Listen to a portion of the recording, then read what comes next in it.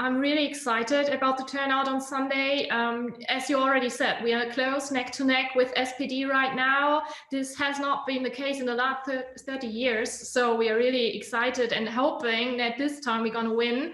But of course, it's a close and open race. We don't know right now. We're just trying to fight for every vote for Sunday, and we'll see how it goes. Well, it's also coming at a time where CDU and CSU parliamentary bloc are coming under a lot of scrutiny, particularly because of the PPE mask scandal. Can I ask you whether or not you think your leadership has been efficient at dealing with this crisis? Right now, of course, this face mask scandal is affecting our campaigning and as well maybe the turnout on Sunday. We don't know.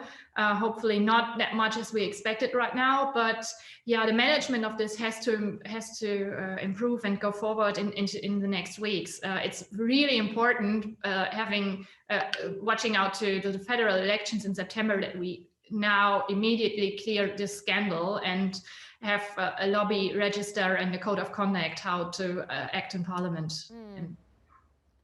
And if I can just dive in a little bit deeper into Germany's response and handling of the pandemic. The CDU holds two ministries, I believe, the health and economy ministries, and Germany did an amazing job at the beginning of the pandemic when it came to testing and controlling the spread of the virus. Now, though, when it comes to the vaccine rollout, Germany has surprised some when it comes to the pace at which vaccines have been administered. Who do you think is responsible for the slower than expected vaccine rollout? I think, well, it's hard to tell right now. We have managing structures in Germany that do not go well with each other. We have the 16 states and have a really federal system in Germany. I think that's the word for it in English. So we have these 16 prime ministers and as well the national government, and the interactions are not working well at the moment. And yeah. We have too much bureaucracy in Germany.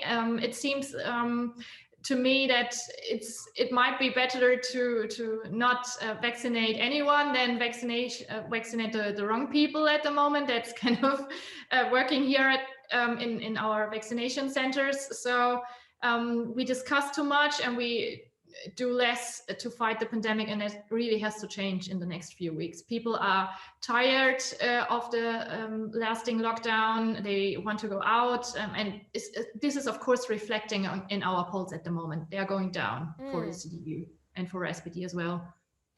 And when it comes to the polls, looking ahead, there is increasing support for the Greens. And I know there's talk of the CDU down the line potentially forming a coalition with the Greens. What do you think of that prospect come September? Might be a possibility. I like that possibility. For me, the Greens are a party that is a good coalition partner for the CDU, since we face together climate change aspects in the future, and we can tackle them well together, and these are topics that people are interested in. So I think it's a good choice. But there is also, when we now look at the regional elections again, the possibility of a so-called traffic light coalition, even on a federal level in Germany. That means Social Democrats, Greens, and the federal FDP, what's it in English? Free Democratic Party, which have these corporate colors showing a traffic light.